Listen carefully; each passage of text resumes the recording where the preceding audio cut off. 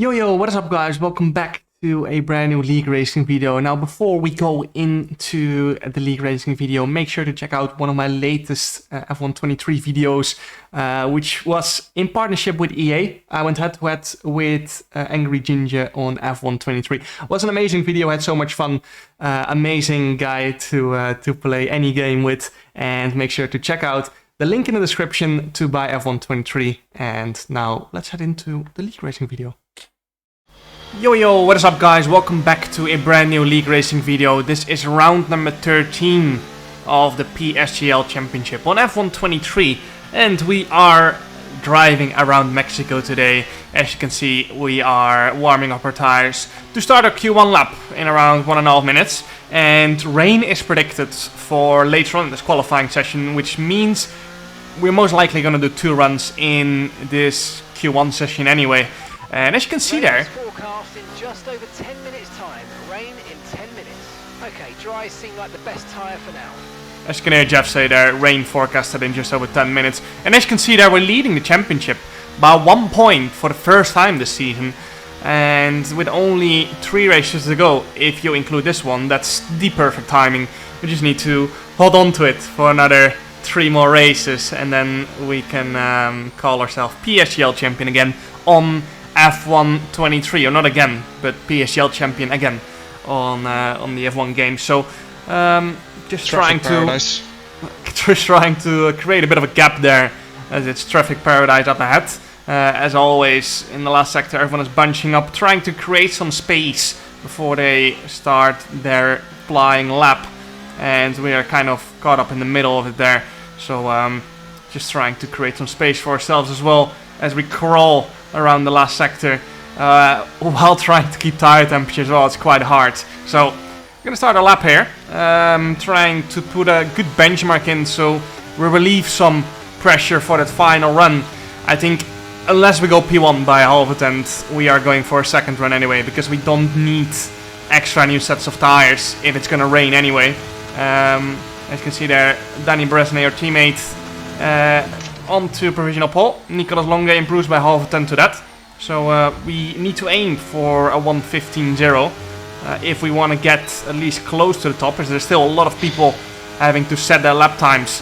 Into the second sector we go then. You can see there a 0.542 split as we head into the chicanes. Trying to get some good rotation to there. Our championship rival Barry Bormond with a 1:14, only one into the 1:14s at the moment. And we're going to try and top that, of course. Into the fast chicanes we go. So important to have good rotations and not bottom out on that curb there. A little bit of a bottoming there. You can see the car glide over that curb. DRS open as we head into the final sector of the race. Or final sector of this qualifying, I should say. Head's gone already. We're not even 3 minutes into this video.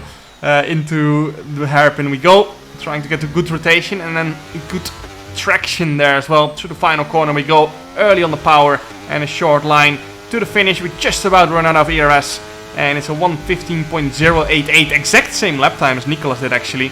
Decided to go out again, of course.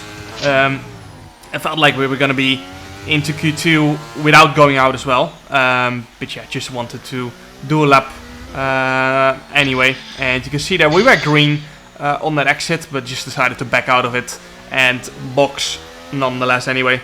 Just felt like there was no need to finish the lap. And yeah, P10 it is there. And quite comfortably through just on that single run itself. And as you can see there, teammate Jake in P1. Marcel Kiefer, Johnny Tomola, Ruben Pedrino, Fabricio Donoso and John Evans all out in Q1 here. Fortunately, our teammate Marcel Kiefer out as well. Now you might be wondering, why are you calling Jake Benham and Danny Bresnay your teammate as well? It's because they are actually in the Mercedes F1 esports team as well. They're sitting right next to me actually while driving in this video. And yeah, there's not a possibility to have 4 people drive in a Mercedes car in the game, unfortunately. So that's why. Now on to the start of Q2, and we've instantly gone onto new tires. Because rain is coming and we need to set a lap. But you can see there are about 15 cars between the last corner and the second last corner at the moment, because rain is coming and we need to set a lap. But At the same time, you also need good tire temperature, and I decided to opt for good tire temperature instead of track position here, and that is a risk, of course, but yeah, it's a risk nonetheless, and it might be the wrong risk we're taking because it is raining, as you might be able to see on the screen there, and we're gonna start a lap while it's raining, and our teammate Danny Bresnay has gone into sector 2 already. So for us it started raining as we started the lap. For Danny it started raining as he's going into sector 2, and it means we have been put at a quite big disadvantage here by being one of the first pit boxes, because we are always going to be out later than the rest of the grid, and the grip is already not quite there yet. You can see the rear tires just don't quite want to grip up. As we go onto the power, into sector 2 we go then. It was a 0.5 split going into the second sector on our Q1 run, and we are already 2 tenths down, and that shows that compared to our teammate Danny Bresnay, we're already at a 2-10 disadvantage, and the lap is not even completed yet. By the end, we might be a second down grip-wise compared to him, but that's not something we can think about at the moment. All we have to focus on is getting this lap together as fast as we can, because we simply have to nail it, because we have so much less grip than the guys ahead on average over this lap. Into the final sector we go then, already a second down compared to our Q1 lap, trying to get the front end to turn in, trying to get the power down. Over the curbs we go, into the final corner, and you can see Backend wants to step out, trying to get on the power, and across the line we're gonna go. It's a 1:16.374, which puts us P8, right out of Nicolas Longuet, and fortunately for us, the guys behind us all went slower, and that was crucial. We had to get a lap together, and it was pretty close. We're only a tenth away from getting knocked out, so one little mistake and we would have been out. You can see our teammate Danny Bresnay half second up the field, simply because he started this lap so much earlier than us. So we were lucky that we were not the last across the line right there. You can see Q3 now, intermediates. It is very wet out here, and at the end of Q2 I went out for a few inters lap as well, just to get used to it a little bit. Because yeah, will be nice, you know, just to get some preparation in for Q3. We knew it was going to be wet in Q3, and Alvar Carton goes to P1 with a 25.0, trying to get the front end to turn into the hairpin.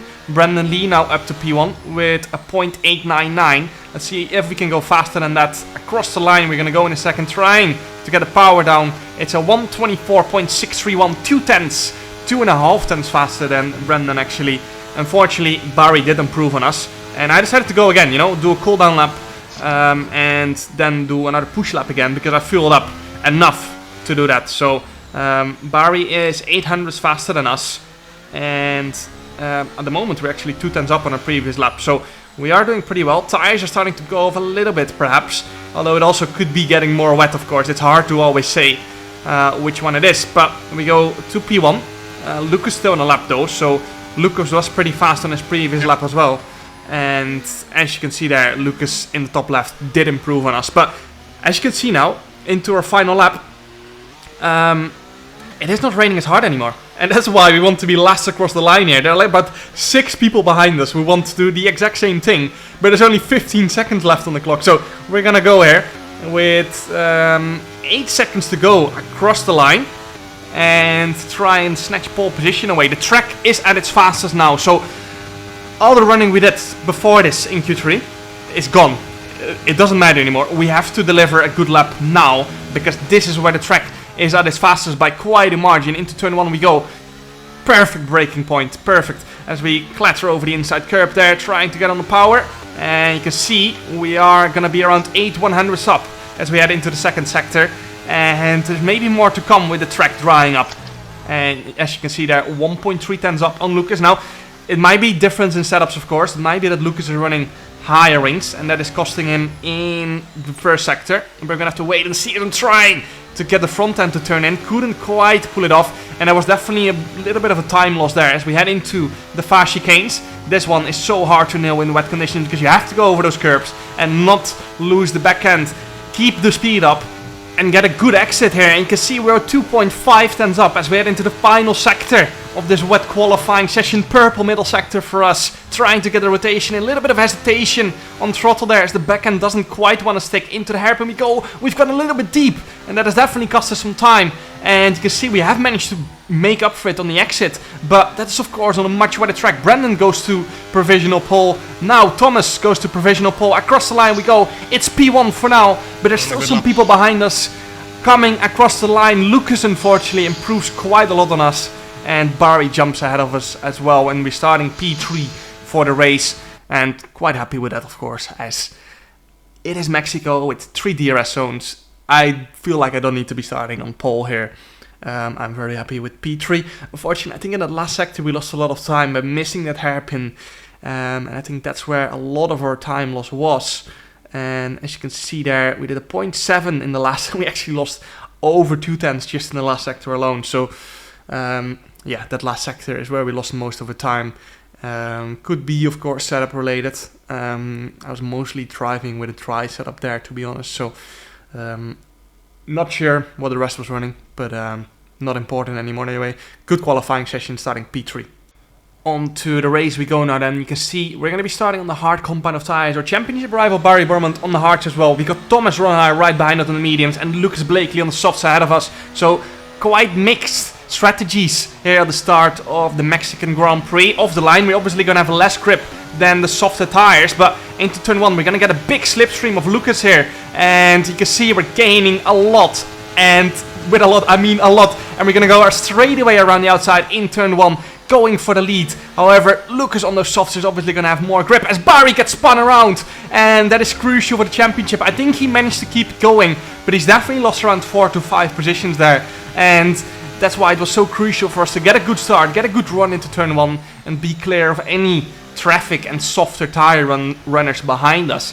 And Lucas is of course going to break the DRS here. We're not even going to try to stay in his DRS because we have so much less grip on those hards, and I think that's why Barry was so vulnerable into turn 1, because he didn't maybe quite get a good run into turn 1, didn't get a good launch, and that cost him a few positions there. I think he's dropped to right behind Jake, so he's down to P6 there.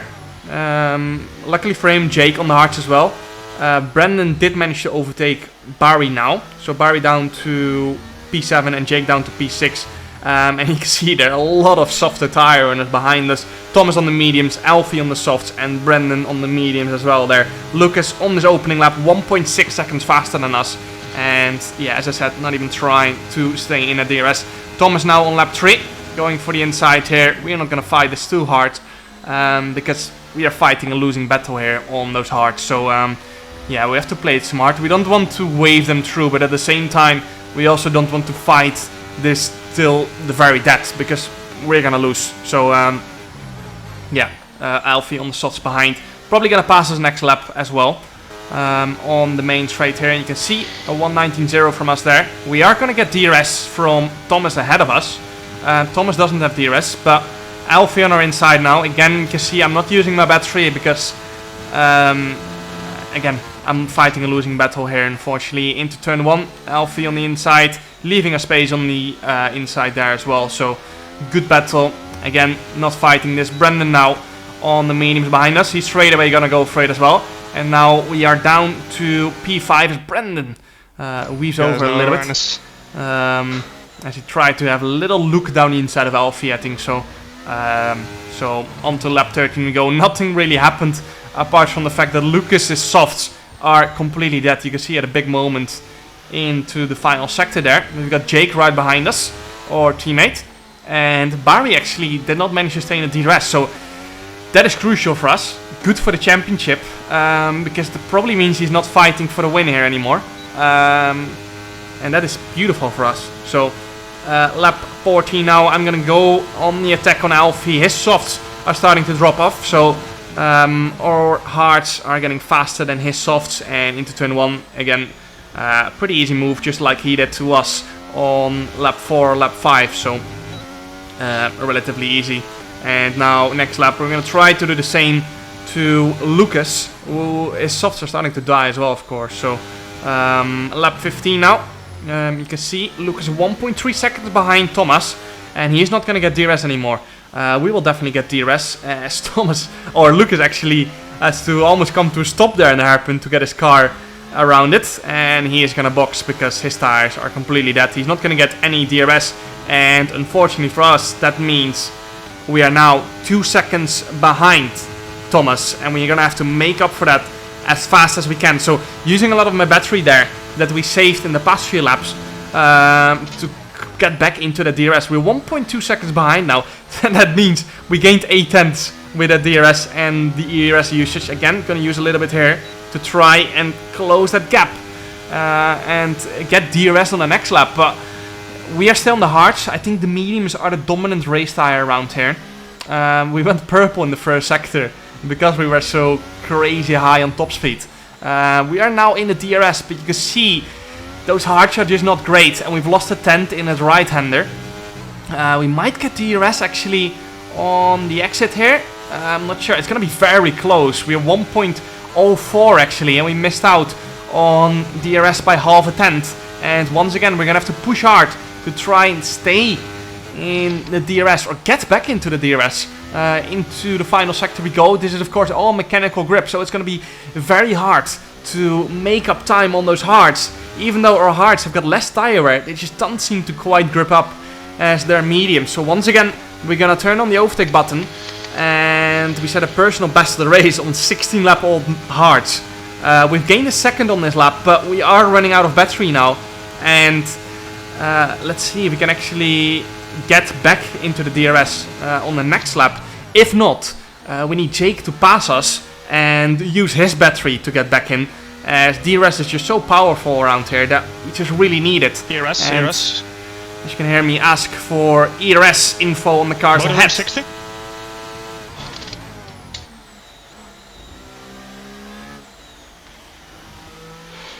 What is Jake on?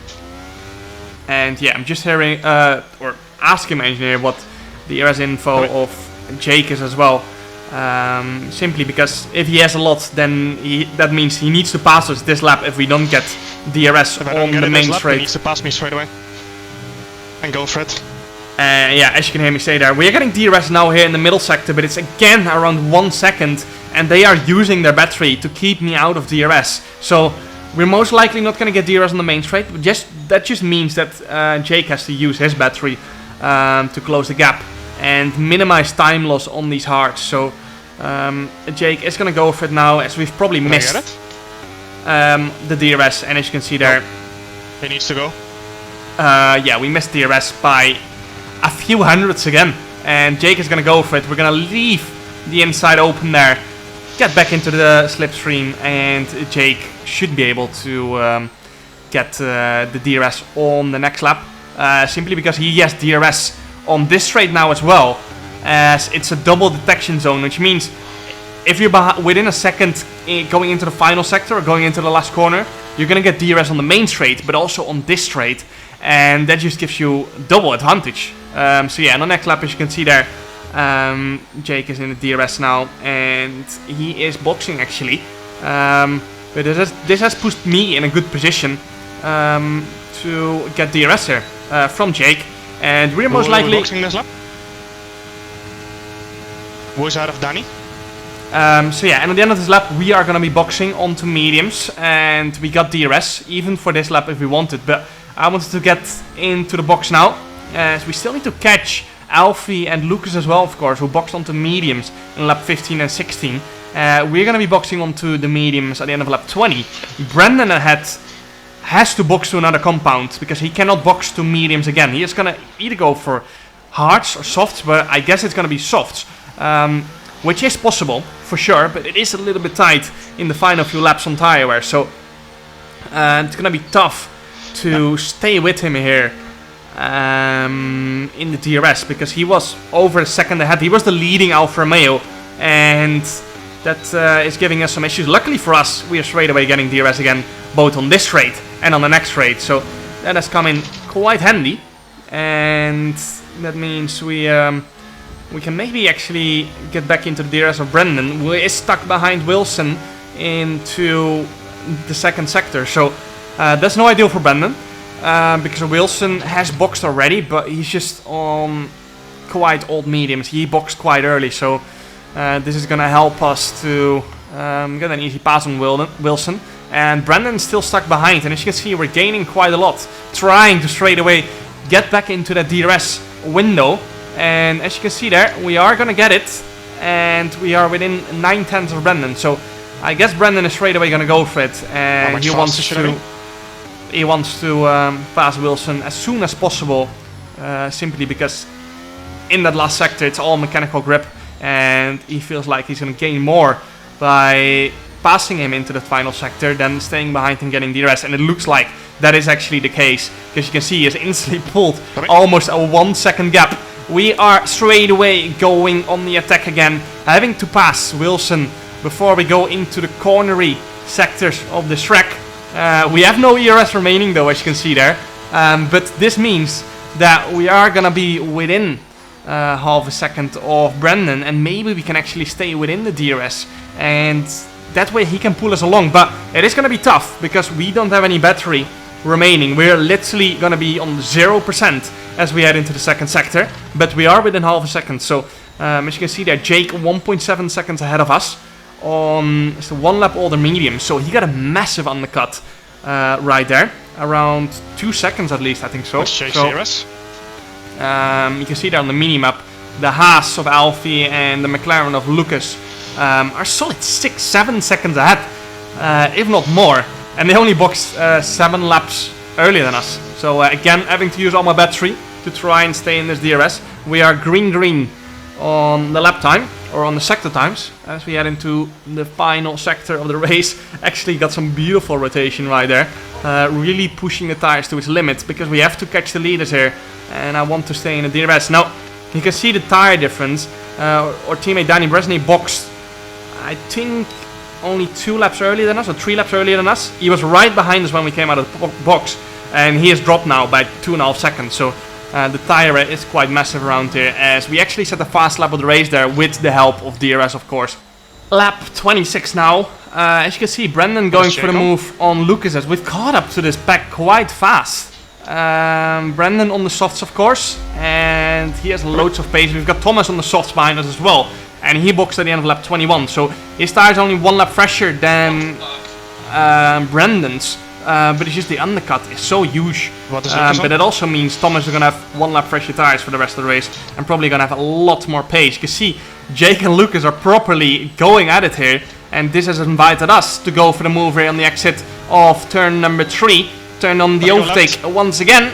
We're going to go down the inside of Jake. Lucas covers up the inside. We're going to brake very deep. We're going to be side by side at the apex. Lucas squeezes a little bit, but we got the inside for the next one, and up to P3 we go. And now we've got another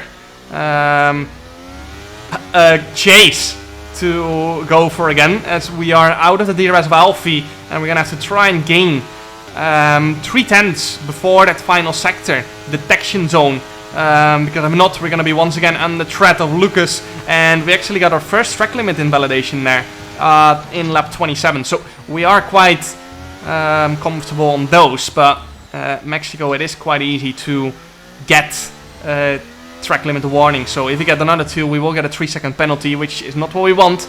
Now the question is, did we get DRS here or did we not? And you can see there the DRS detection popped up there. Alpha 80. Brandon. And now we comfortably were within the DRS. Thomas did catch up, and Jake dropped out of DRS there. So we have managed to recharge our battery there with the help of some DRS, of course. And now at the end of lap 34, we're gonna go for it. Alfie and Brandon and Thomas, all teammates by the way, so they are definitely gonna be working together, or at least try to. But you can see we've got so much overspeed on Brandon, who did not get any DRS. He can't even go defensive because Alfie is right there. And we're going to go down the inside of both Brandon and Alfie into turn 1. And we're going to be leading the race with 2 laps to go. And you can see actually Alfie and Brandon going side by side through there, costing each other time. And now we got DRS, and Brandon actually managed to somehow get back ahead. And he does not have DRS. Because of the double detection, we go purple in the first sector by around 3/10. After getting DRS and using our ERS, and now we've got the better tire, simply because Brandon boxed on the same lap as us onto the softs, and those softs are starting to deteriorate quite fast now in these final few laps, So we should have the grip advantage through the middle sector and through the final sector here. Now Brendan will get the DRS though, so we have not won this race quite yet, as we once again turn on the overtake button going into the final sector. We still got 35% remaining, and Brendan is 8 tenths behind, so it's all gonna depend on how much straight line speed he's gonna have on the main straight with the advantage of DRS. We're gonna turn on the overtake button on the exit here. Can we stay ahead though? 8.5 tenths is the gap, and it seems like it is gonna be enough. We're gonna drain our battery completely into turn 1. And as Brendan turns on the DRS, it seems like he's not going to catch up in time for turn 1. However, he is going to get another DRS zone on the exit of turn 3, but he's 8 tenths behind. And this is the shortest DRS rate there is, together with the middle sector. So he barely gained into turn 1, so he's probably not going to gain enough into turn 4 as well here. And they're actually fighting each other. So it looks like if we keep it on the track, we're gonna get our first win of the PSGL season and break the curse finally. All we have to do is keep it on the track, make no mistakes, and get no penalties, no track limit warnings. And you can see there into the final sector, we're actually breaking the DRS now, as that means Alfie's gonna get DRS into the final sector and might actually have an opportunity here, as Alfie's on the mediums. And has the tire advantage by now probably. Barry up to P5, so he's gonna get I think around 6 points actually. We're gonna get 16 points and gain 10 points to our championship rival. Across the line we go. We've won by 1.8 seconds across the line, and we have won our first PSGL race of the season. And with that, extend the championship lead by 10 points after Barry is finishing P5. No penalties in the top 5, which means we've actually gained 10 points. Lucas there, you can see there in the end, he actually got caught up in some incidents. So he dropped down to P14, got no points. And then I think Brendan is our other championship rival in P2. So good race for the championship, as you can see right here. We are now leading by 11 points, and we're leading by 18 points to Brendan, 29 points to Nicolas, and 37 points to Lucas Blakely. So with 2 rounds to go, we just have to finish ahead of Barry, simple as that, or maybe even finish 1 point behind in both races, or 1 position behind in both races. That means we will get the championship win if we do manage to do that. Easier said than done, of course. So let's see how the next races are gonna go. Make sure to like and subscribe for more League Racing videos, and see you guys next time. Ciao.